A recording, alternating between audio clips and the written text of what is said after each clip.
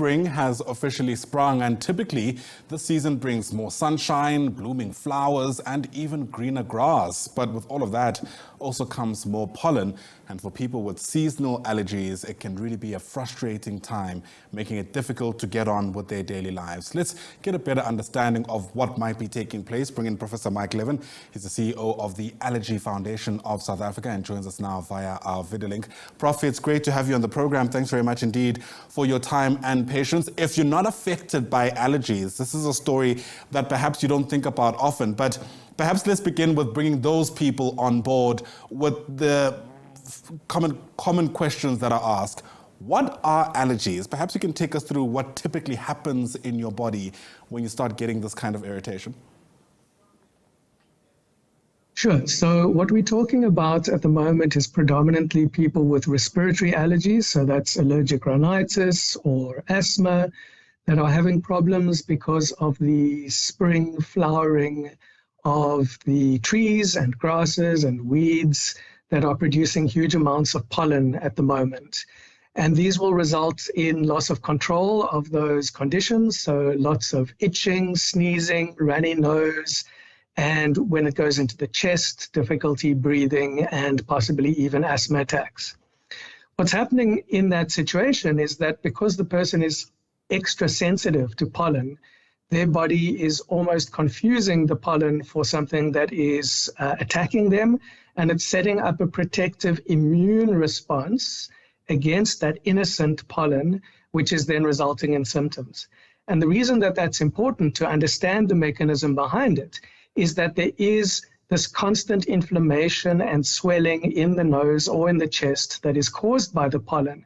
And that is why one of the key things that patients need to understand is that they must be using regular controller therapy every day to get those symptoms under control, rather than only reacting when you have an itchy nose or a runny nose or a tight chest and using as required medications.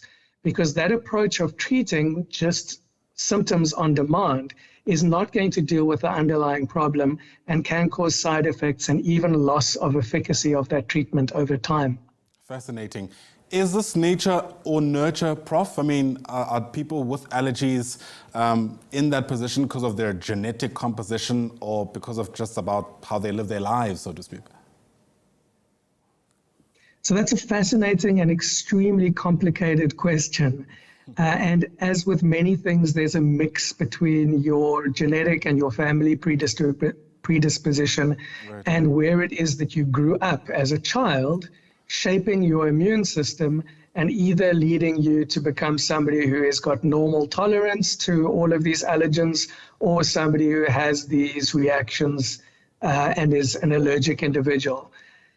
In terms of what in the environment is causing the problems, pollen itself might be an issue, but also people can be allergic to cats and dogs and house dust mite and cockroaches and other things that are inside the house. So this is not a problem that is only during the spring season, but for many people, it is exacerbated by the spring season. Sure. I suppose a lot of parents are also trying to see how best they can support their children who might have allergies. What's your advice about how they deal with the initial problem? If a child gets sick, for example, a parent will typically think of what they've been exposed to, what they've eaten. Is the advice to steer clear of those things or to rather work on getting them treatment so that they could have as quote-unquote normal a life as they can? So I'm really great that you asked that question and specifically brought up the issue of foods, because there's this massive amount of misconception that all allergies are due to what it is that you're eating. And food allergy clearly is a problem, predominantly with people who are having immediate type food allergies. So those are the people that you hear about who will eat a peanut butter sandwich and then get a severe reaction and land up with anaphylaxis. And that's very, very real and very undertreated and under-recognized in South Africa. But at the same time, people seem to believe that all sorts of other conditions are also caused by what you eat. So let me be 100% clear. Asthma, allergic rhinitis, and even difficult to control eczema are not caused by food allergies. You can get food allergies as well as any of those conditions, but that doesn't mean that the food allergy is causing those particular manifestations of asthma, rhinitis, and eczema. With regard to the basic principles, if we can find something that is able to be avoided, and if the person is sensitive to just one particular thing, then it is a possibility that avoiding that potential allergen will improve their quality of life.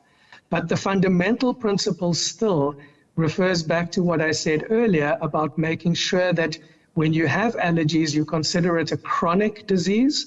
And like anybody with diabetes or hypertension or any other chronic disease, you take your regular controller therapy every day, regardless of whether you're feeling those symptoms or not. And that is why people with asthma pumps should be on a controller. We no longer recommend any person with asthma takes only a reliever medication. If you've only got a blue pump and nothing else, your treatment is outdated and potentially dangerous, and it needs to be reviewed. For allergic rhinitis, the antihistamine tablets will take away the itching and the sneezing, but they won't do anything about the long-term problem in the nose. So you need to be taking an intranasal corticosteroid or a combination product with an intranasal corticosteroid that is combined with an intranasal antihistamine.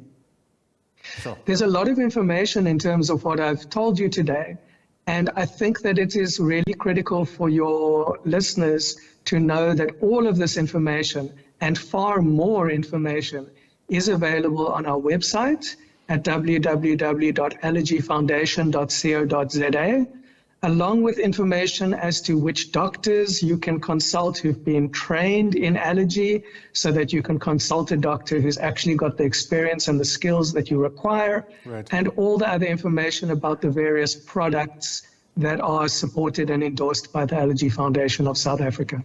Crystal clear and so very important and fascinating. As we round off our discussion, Prof, I wonder if I can ask my question in two ways. Can there be a scenario, or is it possible for a child to outgrow these allergies? In other words, you start off responding to some of these allergens, but as you grow older, perhaps, I don't know, your body develops. And the flip side of the question is my second part. Can you pick up these allergies as you grow older, even though you weren't necessarily having to deal with it in your youth? Yes, absolutely. Both of the points that you make are completely valid. With regards to outgrowing allergies, absolutely, you can outgrow allergies, and some forms of allergies are outgrown quicker and easier than other forms of allergies. So, for example, people with chronic hives or urticaria, that's something that typically goes away over time. Even people who have food allergies, if you're allergic to milk or eggs, those are typically outgrown with time, but allergies like seafood and peanuts are typically not outgrown with time. In terms of asthma or allergic rhinitis, what happens is as you get bigger, because your nasal cavity gets bigger and your lung capacity gets bigger, although you still technically have your asthma and your rhinitis, those symptoms tend to become less troublesome and then might return when people hit their 40s and their 50s and their 60s and have decrease in their lung capacity and lung function later as they get elderly. It is also possible for new allergies to develop over time. These include food allergies and even respiratory allergies, and some of the allergies that are associated with occupational exposures like contact dermatitis and occupational asthma. Sure. All very important once again. Prof, thanks very much indeed for helping us better understand an issue that I think affects more people than we acknowledge at times. As always, this interview will be uploaded on our YouTube page, so I know anybody who wants to refer back to the information can do so at their leisure. But for now, Professor Mike Levin, thanks very much indeed for speaking to us. Professor Levin is the CEO of the Allergy Foundation of South Africa. Thanks very much indeed.